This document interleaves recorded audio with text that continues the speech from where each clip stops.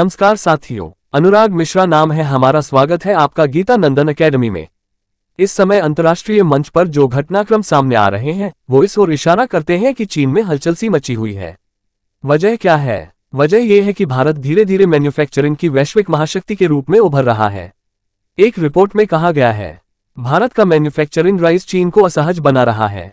और ये सिर्फ बातें नहीं हैं, आंकड़े और ग्राउंड लेवल मूवमेंट दोनों इसका प्रमाण दे रहे हैं। अब चीन का रवैया देखें तो लगता है जैसे वो भारत को सीधे टकराव में न लाकर पीठ पीछे खेल खेलने की रणनीति अपना रहा है। क्यों? क्योंकि भारत आज ग्लोबल सप्लाई चेन का आकर्षण केंद्र बनता जा रहा है। भारत कैसे बना दुनिया का नया मैन्युफैक्चरिंग हब? इन्वेस्टमेंट की बाढ़। विदेशी कंपनियां भारत में फैक्ट्रियां लगाना चाहती हैं ताकि चीन पर निर्भरता कम की जा सके। PLI scheme, production linked incentive. Bharat सरकार ने 14 सेक्टर्स में मैन्युफैक्चरिंग बढ़ाने के लिए इंसेंटिव देना शुरू किया है। परफॉर्म करो तो सब्सिडी लो। इससे HP, एसिस, फॉक्सकॉन जैसी कंपनियों को बड़ा फायदा मिला है। असेंबली से मूल उत्पादन की ओर अब केवल पुर्जों को जोड़ना नहीं बल्कि पूरी सप्लाई चेन भारत में तैयार की जा रही है। मोबाइल मैन्युफैक्चरिंग में भारत की छलांग। भारत अब दुनिया का दूसरा सबसे बड़ा मोबाइल निर्माता बन चुका है। 2019 में जहां मोबाइल एक्सपोर्ट केवल $4 बिलियन था, वहीं 2023 में यह $23 बिलियन तक पहुंच गया। आईफोन का 0% से सीधा 14-20% तक का शिफ्ट भारत में हुआ है और 2027 तक ये 30% का लक्ष्य लेकर चल रहा है।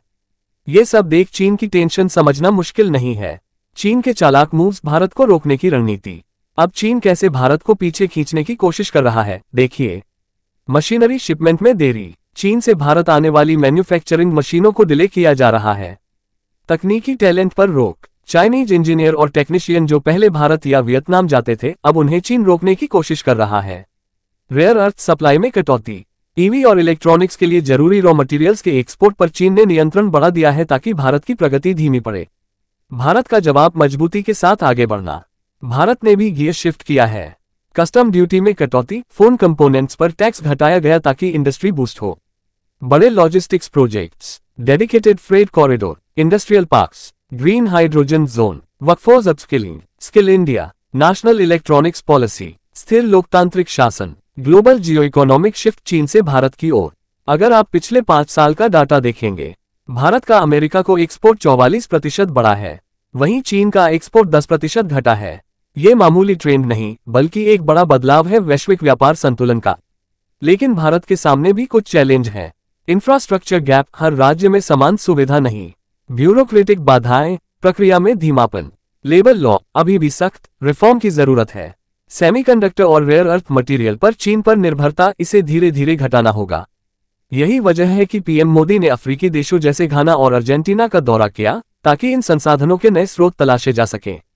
भारत की नई रणनीति, वन स्टेट सक्सेस से ऑल इंडिया सक्सेस। अभी तमिलनाडु या गुजरात जैसे राज्यों में सफलता दिखाई दे रही है। अब जरूरत है कि इन मॉडल्स को पूरे भारत में डुप्लीकेट किया जाए। सप्लाई चेन को मजबूत करने, गवर्नेंस में स्थिरता और विश्वसनीयता लाने की दिशा में प्रयास तेज करने होंगे। निष्कर्ष, भारत इस समय एक निर्णायक मोड़, इन्फ्लेक्शन पॉइंट पर खड़ा है। मैन्युफैक्चरिंग पावर बनने की पूरी क्षमता है। चीन जैसे देश इसे रोकने की कोशिश जरूर करेंगे, लेकिन यदि भारत ने लॉजिस्टिक्स पॉलिसी, लेबर रिफॉर्म और सप्लाई चेन को मजबूत कर लिया तो यकीन मानिए, मेड इन इंडिया केवल एक नारा नहीं बल्कि एक वैश्विक पहचान बन जाएगा।